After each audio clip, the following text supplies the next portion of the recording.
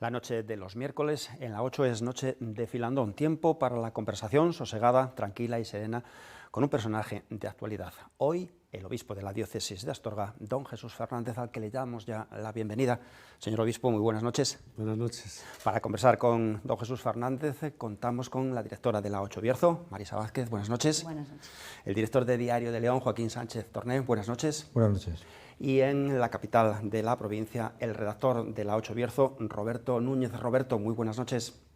Hola, muy buenas noches, ¿qué tal? Son muchos los temas que vamos a tratar, no perdemos más tiempo. Marisa, comenzamos, si te parece. Bueno, lo más inmediato, a cuestión de días para iniciar esta Semana Santa 2021, evidentemente con muchísimas más expectativas que la del año pasado, que nos pilló de sorpresa, se tuvieron que desconvocar todos los actos.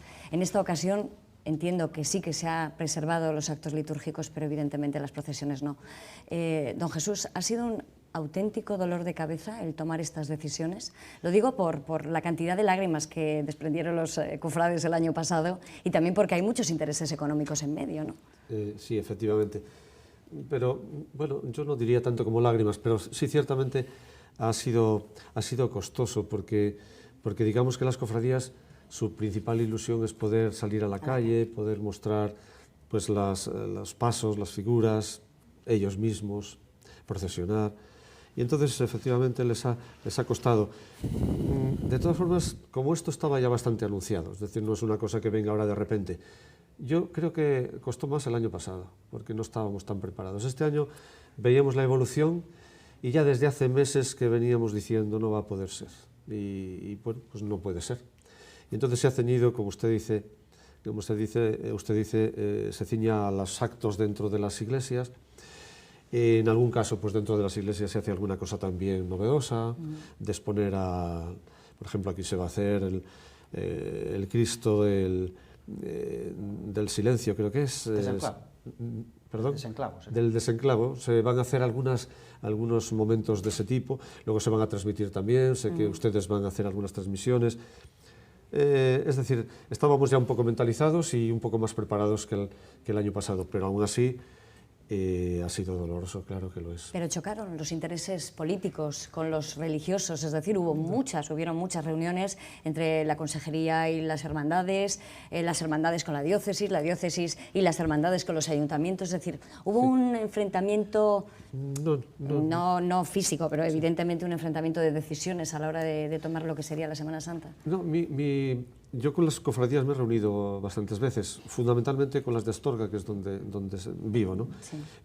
Y desde luego no he tenido dificultades. En realidad, incluso aquí también me he reunido con el mayordomo de Jesús Nazareno y me ha expuesto lo que pensaba hacer y todo iba muy centrado en lo que las autoridades sanitarias también nos pedían. De esas conversaciones que ha habido con la Junta, yo ahí no he estado presente. Sí que ha habido alguna situación, pero que yo no he conocido directamente, pero tampoco creo que se pueda hablar realmente de enfrentamientos. Me parece que ha habido bastante sentido común por todas las partes, porque me parece que somos todos sensibles a la situación y no quisiéramos en ningún caso que, digamos, la Semana Santa, los que tenemos ahí unas responsabilidades, pudiéramos dar motivo a pensar que no estamos velando por la salud de nuestros conciudadanos, de nuestros fieles. Y por eso, repito, por lo menos en los ámbitos que yo me he movido, que ha sido el trato con las cofradías, ha ido todo muy bien. De hecho, yo he sacado un decreto recientemente diciendo que en los espacios públicos no puede haber actividades cofrades, bueno, recordando también que la Semana Santa pues tiene un pleno sentido también dentro de los templos, en la celebración litúrgica, que para la Iglesia es la fuente y la cima de la celebración cristiana,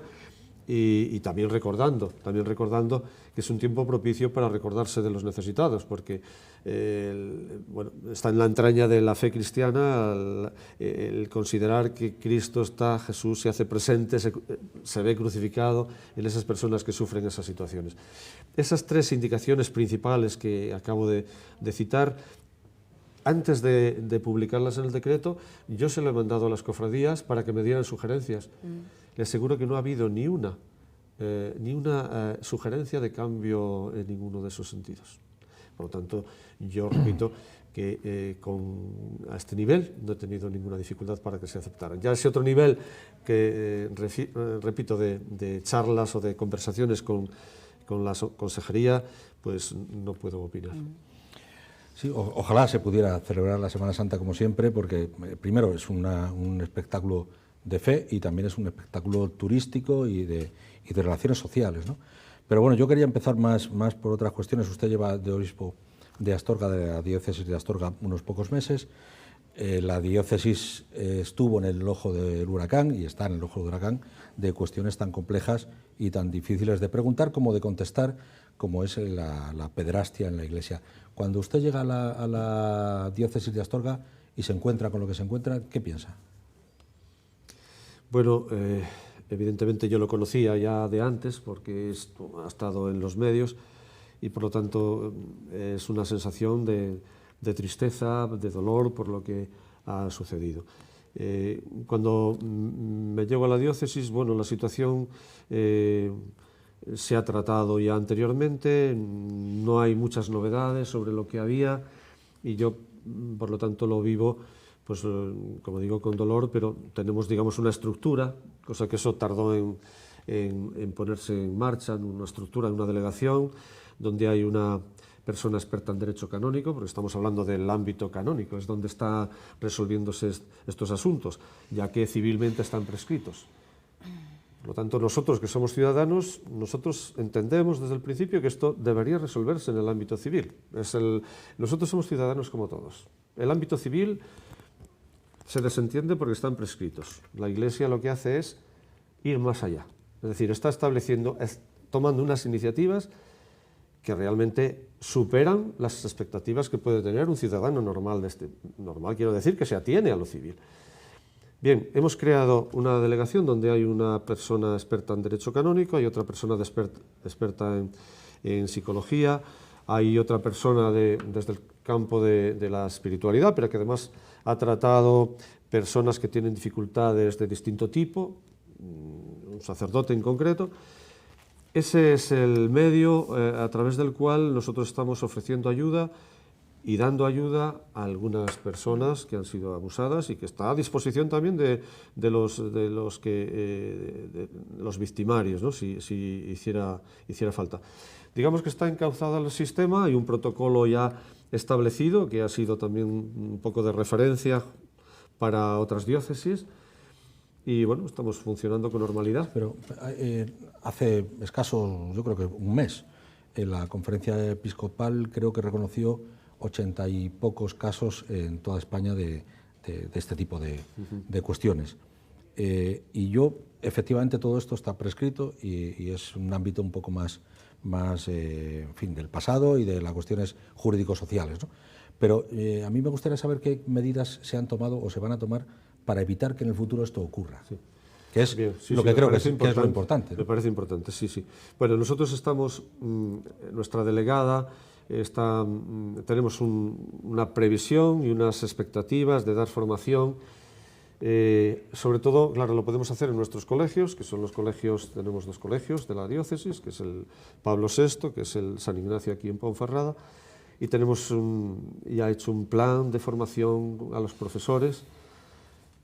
Fundamentalmente lo que queremos es ofrecer herramientas que puedan ayudar a captar casos. Es decir, eso para nosotros es importante. Respecto a los sacerdotes, ha habido una formación en el pasado, ha habido una formación, ha habido un experto que ha dado charlas sobre el particular y, por supuesto, lo que estamos intentando por todos los medios es que en los seminarios haya un seguimiento muy concreto, porque es donde se forman los sacerdotes, con el fin de prever estas situaciones.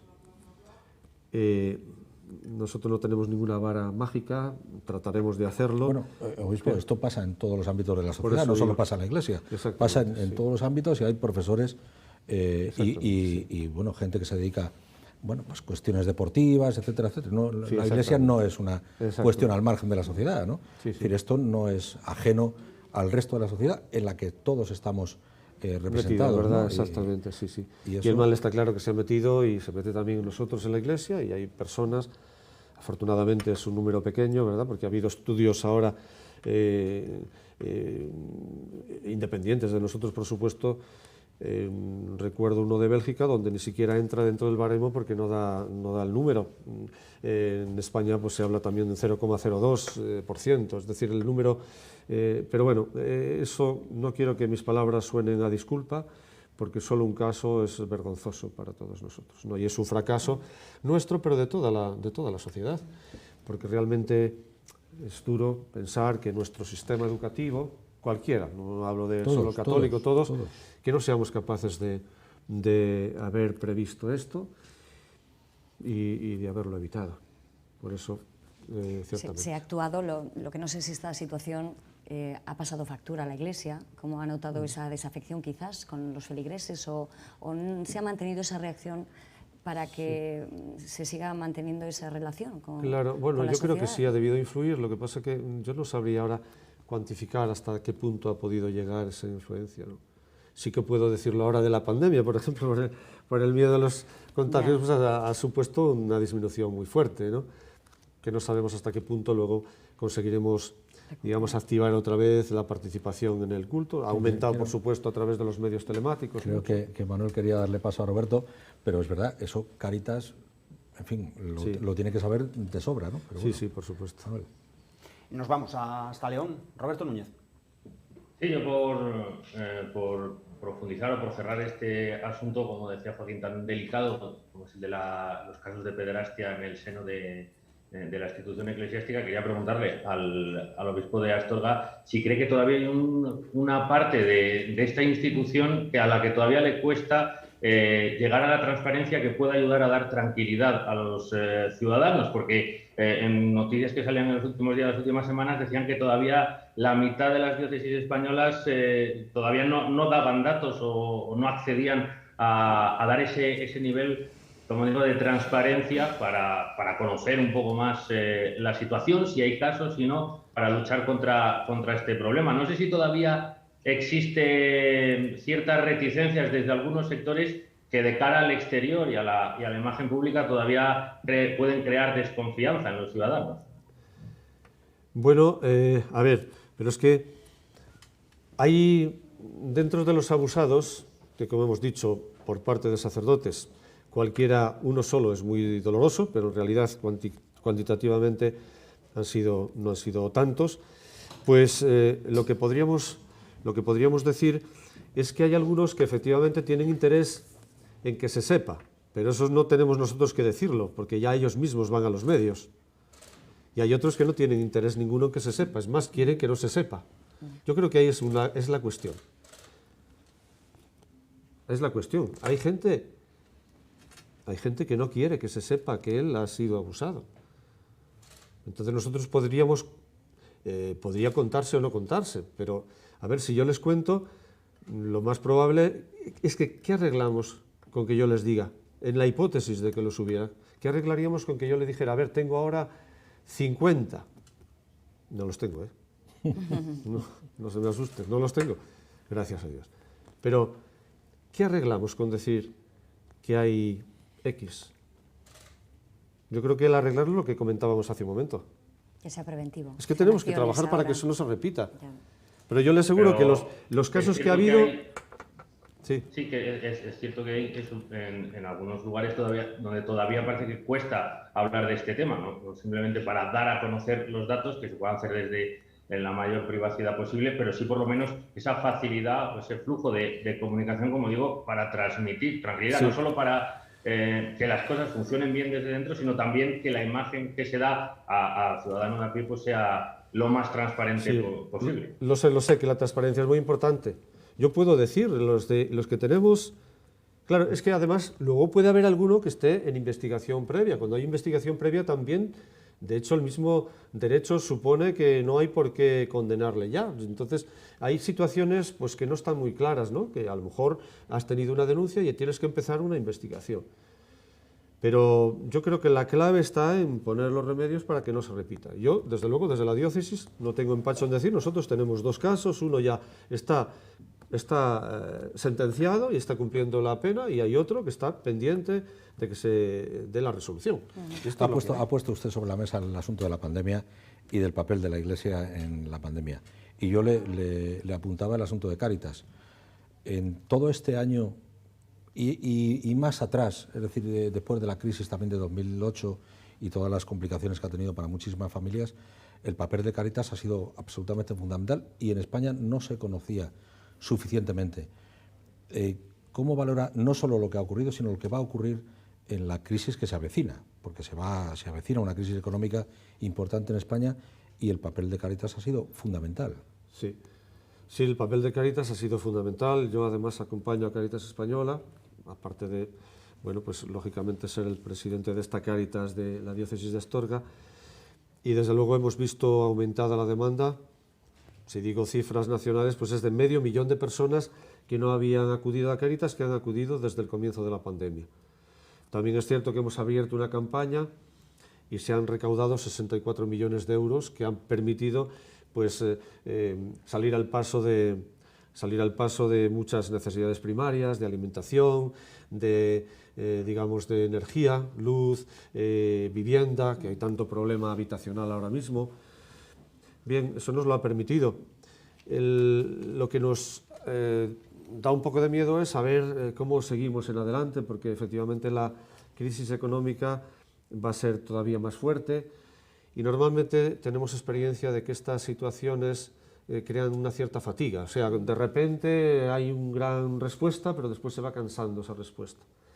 Tenemos que mantenerla un tiempo porque ciertamente la situación es muy, muy dura, muy difícil y tenemos que salir adelante. ¿Y la cuestión de la fe, obispo? Porque la económica está clara, ¿no? Sí. Pero la cuestión de la fe, es decir, evidentemente se ha acercado muchísima gente a la Iglesia, no sé si por cuestión de miedo, sí, por cuestión de pedir por los familiares, ¿no? No sé exactamente por qué, pero sí que ha habido un acercamiento importante, ¿no? Ha habido. Ayer, hablando con un sacerdote, me comentaba que un compañero le había sugerido celebrar la misa, empezar a celebrarla en una capilla de un Cristo, que es muy querido en el pueblo. Y efectivamente era un pueblo donde no iba casi nadie y ahora le va muchísima gente. Y lo comentábamos con cierta curiosidad porque es un pueblo que dice que es muy frío, que no va casi gente. No voy a citar el pueblo. Bueno. Entonces le llamaba la atención porque ha empezado a ir mucha gente. El Cristo al que acuden sin duda a pedir que no les pase nada, ¿no? Sí, esto ha sucedido. También es verdad que al dejar con el confinamiento, mucha gente también ha dejado de asistir, de ir a la iglesia, ¿no? Entonces, bueno, compensa una cosa con la otra, ¿verdad? En cuanto a la fe, ya digo, la participación en las celebraciones ha disminuido. La calidad de la fe, la firmeza de la fe, pues eso es difícil de saber, ¿no? Porque eso habría que hacer alguna encuesta que no hemos hecho, ¿verdad? Supongo que ante situaciones tan surrealistas o inesperadas, quizás uno también apele a esas cuestiones, ¿no? De fe, sí, y de... Claro, bueno, eso es como dicen que una vez iba un padre y un hijo, y el padre siempre había dicho que era ateo, y una vez iban en el avión con el hijo y hubo una turbulencia y entonces se agarró al hijo y se santiguó, ¿no? Y entonces el hijo le preguntó al llegar, pero padre, usted no es ateo, y dice, sí, pero eso es aquí en la tierra, ¿no? Quiero decir que, sí, claro, hay situaciones en que a lo mejor uno no es tan ateo como dice. Sí, eso creo yo que puede suceder también, no cabe duda. Yo quería recuperar un poco el tema y la ayuda y el trabajo de Cáritas durante esta pandemia, porque es verdad que ha sido ingente, muy laborioso, que también es verdad que se ha nutrido, como decía, de la solidaridad de todo el mundo, porque había que dar cobertura a esa situación. Yo no sé cuál es la relación entre Cáritas y el resto de instituciones, de servicios sociales de las administraciones, si existe una colaboración, si van de forma unilateral cada uno o si al final se nutren unos con otros, porque es verdad que la necesidad en estos momentos, era tan importante que había que sumar fuerzas. No sé cuál es la relación con las administraciones en este sentido. Sí, muchos de esos proyectos que desarrollamos, bueno, en concreto esta emergencia del COVID, pues es quizás una acción más individual. Pero en general la intervención, la colaboración es muy intensa con las hay muchos proyectos que son públicos. Es cierto que Cáritas se nutre sobre todo de donaciones privadas, es la gran mayoría del porcentaje de lo recaudado es donaciones privadas, como estas 64 millones que acabo de citar. Y la colaboración, desde luego, es bastante cercana, ¿no? Y luego, pues, bueno, hablando de proyectos concretos, no ciñéndome, como digo, a lo del COVID-19. En este momento, claro, yo concretamente aquí mismo no sabría decir cuánto dependemos de proyectos comunes, pero en general las relaciones con los ayuntamientos, con las diputaciones, con los organismos públicos son de bastante cercanía y bastante colaboración. Sí. En todo caso, en esta cuestión de la pandemia, ha comentado una cifra absolutamente tremenda de incrementos de atenciones, ¿no? No sé si han detectado un perfil distinto, que evidentemente tiene que serlo así, ¿no? ¿Cuál es el perfil de usuarios de Cáritas ahora mismo que ha sobrevenido con esta crisis, con esta pandemia? Nos sorprendería, me imagino que llevan una trayectoria de muchos años trabajando con estas personas que necesitan su ayuda, sí, pero esta pandemia me imagino que ha cambiado el perfil, ¿no? Sí, ahora el perfil, claro, es mucha gente que antes no visitaba. Como he dicho, 500.000 de personas no acudían asiduamente. Ahora Cáritas, estos datos son a nivel nacional también, son más de 2,5 millones, en torno a 2,5 millones. Luego también Cáritas además tiene una ayuda internacional, tiene una presencia internacional donde hay más de 1 millón de personas se atiende en esos países de necesidad. Pero en España, repito, son más de 2,5 millones de personas y ahora se ha añadido otro 500.000 de personas. Vamos a ir, si os parece, hasta León antes de hacer la primera pausa en este filandón de hoy miércoles. Roberto. Yo quería enlazar con esa crisis o todo lo contrario, ese renacimiento, por así decir, de la fe entre los feligreses que se acudían más o menos, comentaban, si hay más sentimientos religiosos después de esta pandemia, y quería enlazarlo precisamente con los sacerdotes, con la otra cara de la moneda, porque uno de los problemas que está viviendo la Iglesia en general en nuestro país, en nuestra provincia, y supongo que también en la diócesis de Astorga, es la falta de vocaciones, el hecho de que pues, cada vez haya más pueblos que cubrir para un solo sacerdote, con todas las dificultades que eso implica. No sé si eso sigue siendo así, si se ve un cambio o si se está haciendo algo por intentar pues suplirlo para evitar esos desplazamientos y mejorar pues el servicio, por así decirlo, a los ciudadanos, a los feligreses. Claro, al ser menos tienen más parroquias, eso es así. Hay alguno que tiene más de 20 parroquias. Concretamente en el puerto, subiendo hacia Piedrafita do Cebreiro, pues ahí el párroco tiene 25 parroquias, me parece. Claro, entonces facilitar el desplazamiento va a ser complicado. Si vas, es el que es, ¿no? Y además, por esas carreteras llenas de curvas, subidas y bajadas que se hacen infinitas. Hoy mismo hablando, he estado en el barco de Valdeorras, pues me hablaban de Silván, un pueblo al que tardan 3/4 de hora en llegar desde donde vive el sacerdote, que yo creo que es Puente Domingo Flórez. Sí. Esto es inevitable. Claro, lo que sí estamos intentando ahora es hacer estructuras donde hay más interacción, más complementariedad, y tenemos que pedir también que los fieles pues se muevan algo más, sobre todo si son de parroquias muy pequeñas, pues allí no les podemos tener todos los domingos. Entonces si quieren ir a celebrar la Eucaristía tendrán que desplazarse a un centro cercano. Vamos a marcar esos centros más importantes, por supuesto, hablando de esta zona que vengo hablando, pues es el Barco, o es Sobradelo, o es La Rúa, en fin, hay unos centros ya que deberían ir allí. Otra solución no vemos, ¿no? La dispersión y claro, la escasez de vocaciones, ¿cómo la afrontamos? Bueno, estoy intentando, desde que he llegado, una de las primeras ideas que he lanzado es que tenemos que acompañar más a los jóvenes, pero no simplemente para sacar sacerdotes, sino porque los jóvenes necesitan ser acompañados, todos los necesitamos. Pero alguien me ha dicho, por ejemplo, los niños y los jóvenes en este tiempo de confinamiento lo han sufrido bastante. Claro, lo que pasa es que ellos son así alegres, juegan, y te parece que no se les nota, pero lo llevan por dentro. Entonces todos hemos sido afectados por esto, pero hablando de la pandemia, pero hay otras necesidades también que tienen, como por ejemplo, pues en este mundo tan complejo, muchas veces no tiene muy claro la responsabilidad hasta dónde llega, y tenemos episodios bien cercanos donde vemos, bueno, pues implicados jóvenes, también mayores, pero que nos hace pensar que el músculo moral, digamos, de saber hasta dónde puedo llegar, hasta dónde no debo llegar, necesita ser también cuidado. Nosotros, la Iglesia, creo que debe estar cerca de ellos para ayudarles en todos los sentidos. En el sentido académico, pues bueno, nosotros tenemos en la diócesis 2 colegios, tenemos presencia en algún otro colegio donde tratamos a través de profesores de religión o de catequistas o de responsables de pastoral de ayudarles. En fin, que no queremos que queden huérfanos por nuestra parte, que queden abandonados de la Iglesia. Yo creo que por ahí tiene que pasar un poco la acción futura, ¿no?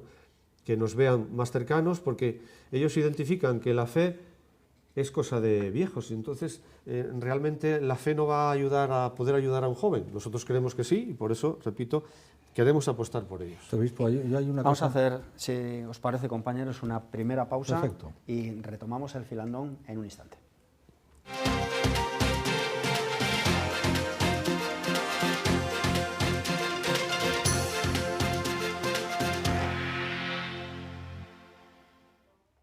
Estamos de vuelta en el filandón, en la 8, conversando con el obispo de la diócesis de Astorga, don Jesús Fernández. Joaquín, creo que quería retomarla. Sí, yo quería retomar la conversación con una cuestión compleja. Hace unos días, hace un par de días o 3, me parece, la Congregación para la Doctrina de la Fe ha dicho que no puede avalar, digamos, las uniones homosexuales. ¿Usted qué opina?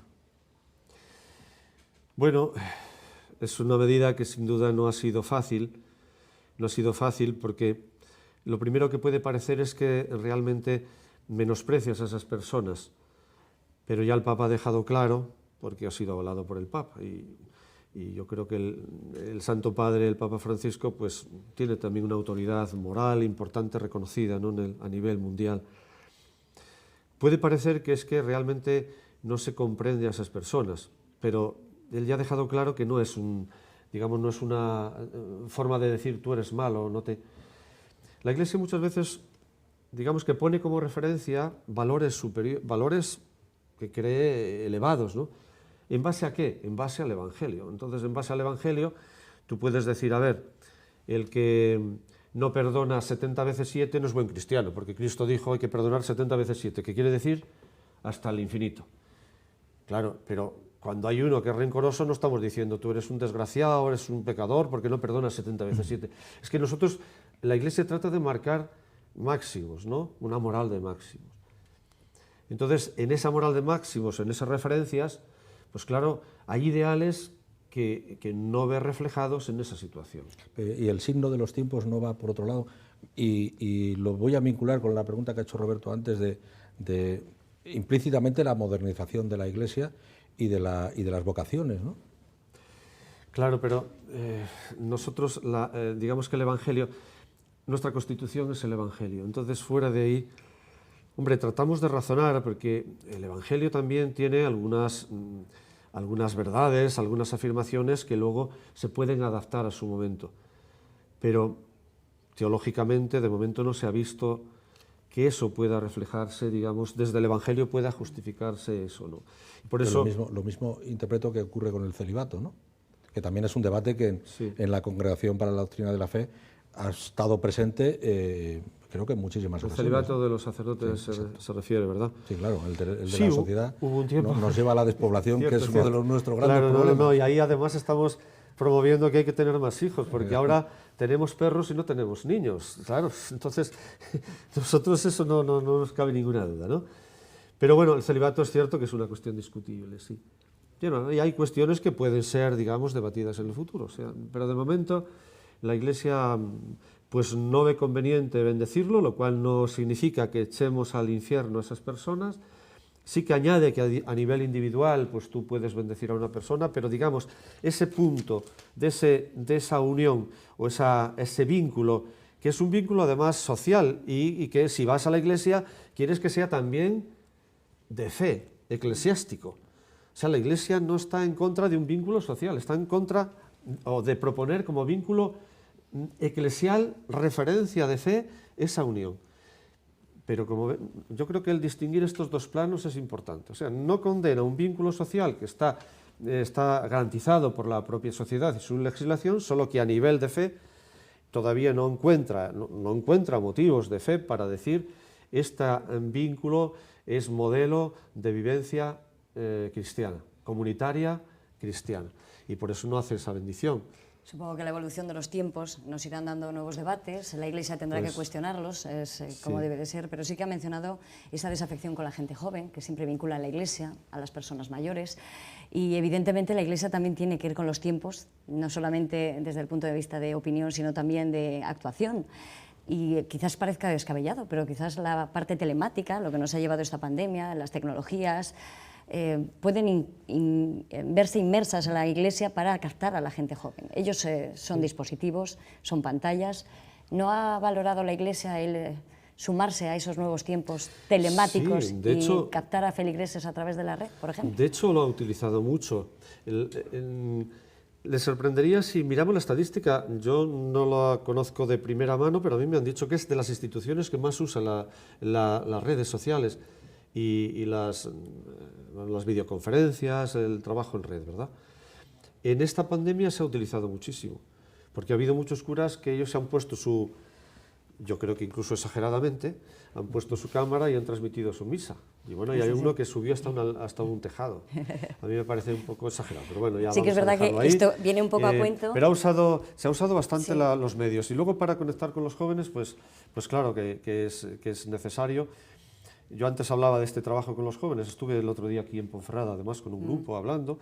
Vamos a tener en junio, seguramente el 19 de junio, una asamblea que vendrán de otros puntos de la diócesis también a encontrarnos aquí con ellos. Y bueno, respecto a la pregunta, y vuelvo a ella, sí que es un punto importante. Las redes es un medio pues, de encuentro, de socialización, de formación, de intercambio, de apertura.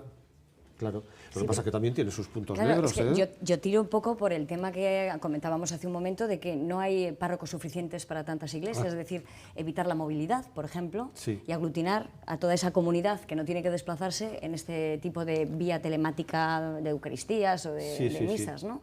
Esa podría ser una opción para evitar precisamente esa falta de vocación o esa limitación de párrocos que tienen que aglutinar hasta 25 parroquias. Claro, eso es una solución, pero claro, no es del todo, porque, mire, el otro día un profesor muy sabio de nuestra diócesis, vive aquí en Ponferrada además, decía, los sacramentos son un evento. Evento, es decir, es un acontecimiento, y un acontecimiento es algo que hay que vivirlo de tú a tú. Lo decíamos antes al comenzar, es que no es lo mismo vernos solo los ojos que vernos todo. Y no es lo mismo vernos por el plasma que vernos en persona. Tiene un valor, no cabe duda, y acompañamos. ¿Cuántas personas solas en nuestras aldeas pues se ven acompañadas por la televisión? Claro, evidentemente. Y les hace compañía, es la que les hace compañía durante el día. Por lo tanto, es maravilloso que sea así. Pero si va una persona y está con ellos 15 minutos hablando con ellos, creo que lo cambian por horas de televisión. Porque la conversación tú a tú, evidentemente, transmite mucho más. Yo quería preguntarle y le voy a preguntar por el papel de la mujer en la Iglesia. Otra cuestión también polémica y de mucho debate. Evidentemente la mujer ha tenido su papel dentro de la Iglesia, pero nunca ha hecho misas, para decirlo. Sí. Y también es uno de los grandes debates que también ha impulsado el Papa Francisco, ¿no? Y de momento no parece que eso salga adelante en un panorama internacional de igualdad entre mujeres y hombres. Sí, pero pero el concepto de igualdad está claro y lo defendemos todos y acabamos de vivir el día 8 de marzo, el Día de la Mujer. Claro, igualdad sí, pero hay cosas que efectivamente puede hacer. En este caso, el sacerdote, o sea, la Iglesia lo que defiende es que Jesucristo tuvo 12 apóstoles y eran todos varones, ¿no? Es en lo que en principio nos agarramos. Y no queremos, por otra parte, que eso sea faltar a la igualdad, porque la igualdad no es que todos tengamos que hacer todo. A mí que no me pidan, por ejemplo, hacer una paella, es que no lo sé. Ni sé, ni me voy a poner mientras me la hago. Si la tengo que hacer, la hago. Pero quiero decir que tampoco podemos llevar al extremo de decir es que todos tenemos que hacer lo mismo. Mirad, yo lo que sí creo es que a la mujer hay que darle un papel más importante. El Papa también ha aprobado que ellas puedan, que era algo que ya se hacía, puedan leer la palabra de Dios en la iglesia, dan la comunión, hacen celebraciones. Hay lugares donde no hay sacerdote que están yendo mujeres y están haciendo la celebración y hacen su reflexión, es decir, leen la lectura y después hablan a la gente y luego dan la comunión. Estos son pasos que se han ido dando y que el Papa lo que ha hecho es refrendar canónicamente lo que ya se venía haciendo. ¿Que hay más cosas? Claro que hay más cosas, porque tenemos que avanzar todavía más. O sea, yo lo reconozco que en la Iglesia tenemos que avanzar más. Por ejemplo, en la corresponsabilidad de los laicos, claro que tenemos que avanzar más. Es decir, las decisiones no debemos tomarlas nosotros solos, sino que hay decisiones que afectan a la parroquia, afectan a la Iglesia y hay que tener consejos. De hecho, hace poco yo he tenido ya el primer consejo de pastoral diocesano, donde la mayoría son laicos. Lo hemos hecho telemáticamente y ahí se pregunta y la gente puede preguntar. Y de hecho a mí me ha preguntado a través de correo electrónico cosas sobre esa reforma que estamos haciendo de las unidades pastorales que llamamos. Me ha preguntado y yo le he respondido. Bueno, creo que eso es importante, es decir, que esas personas, hombres, mujeres, pero también por supuesto mujeres, puedan intervenir, cuestionarnos, decir vamos a hacer esto. Y en esto estamos, esta renovación que estamos haciendo quiere dar mucha importancia a los seglares, que tengan su voz, su voto, para digamos, marcar la línea de la Iglesia. Vamos a ir, si os parece, hasta León. Roberto, tienes la palabra otra vez.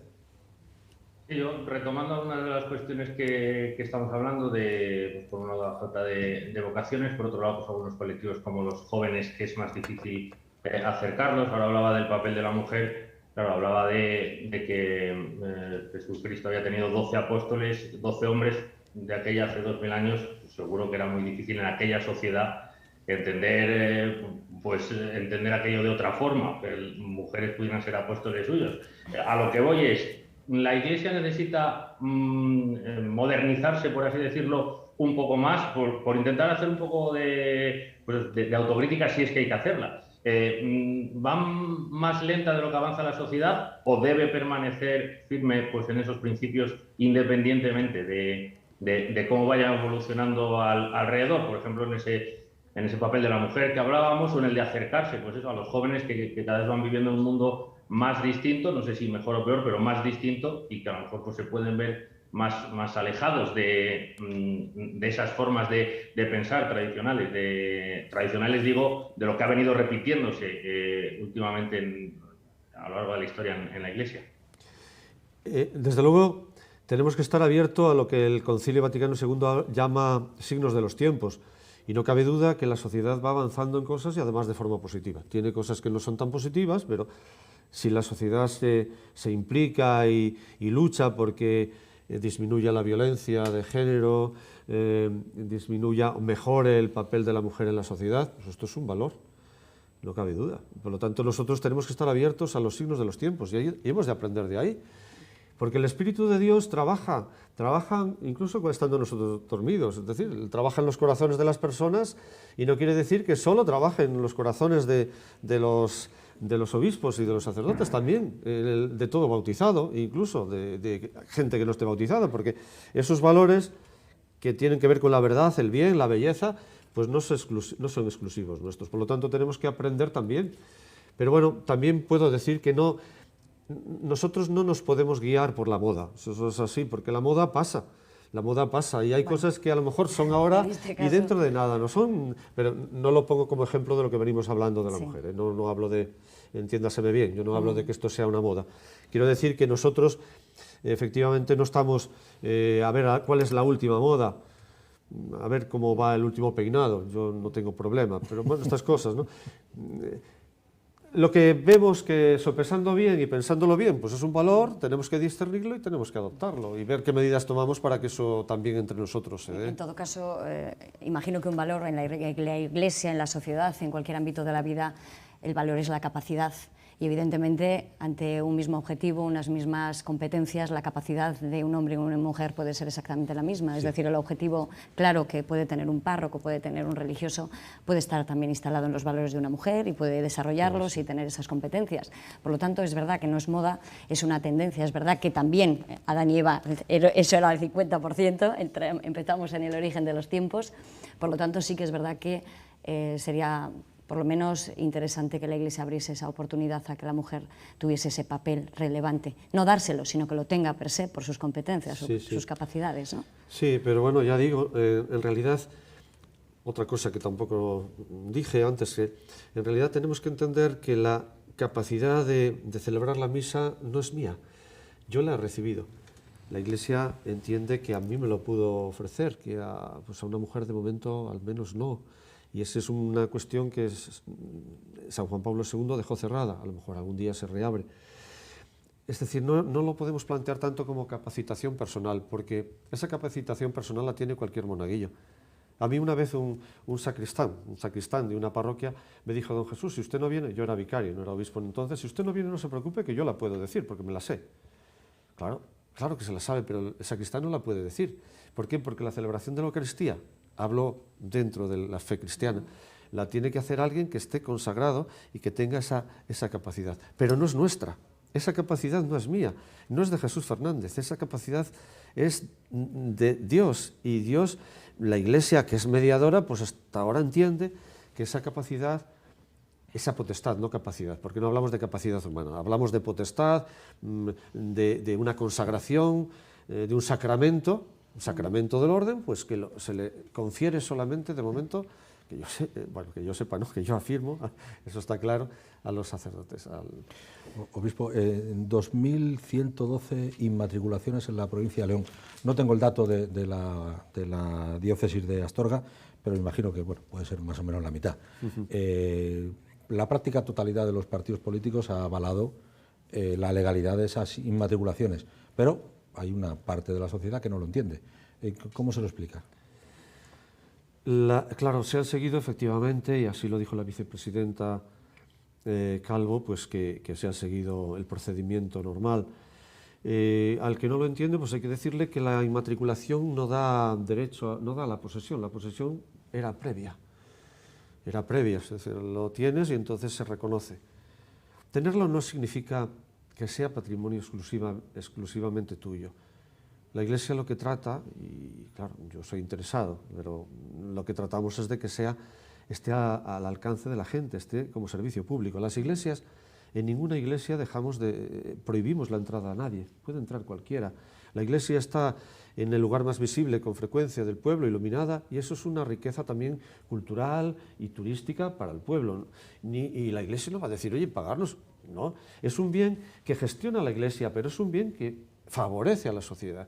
Y hay cifras, se han sacado cifras del bien que genera. Yo ahora no las tengo frescas, pero genera mucho bien ese patrimonio. Que no se entiende, lo sé que hay gente que no lo entiende, pero yo le diría, vamos a ver, en este momento es posible que todas esas cosas se hicieran, pero no se hicieran como se hizo entonces. Me explico. En ese momento que la sociedad todo el mundo pues era creyente y aportaba algo, pues las iglesias se reunía la gente del pueblo y lo hacía. Y lo hacía. Pero ¿cuál era su fin? El fin no era que fuese una sinagoga, no era que fuese una mezquita. Por cierto, la de Córdoba antes fue iglesia cristiana, porque todavía hay gente que sigue insistiendo que fue mezquita. Bueno, pero vamos a antes y era iglesia cristiana. Bueno, lo que quiero decir, se hizo para un determinado fin, que es el culto.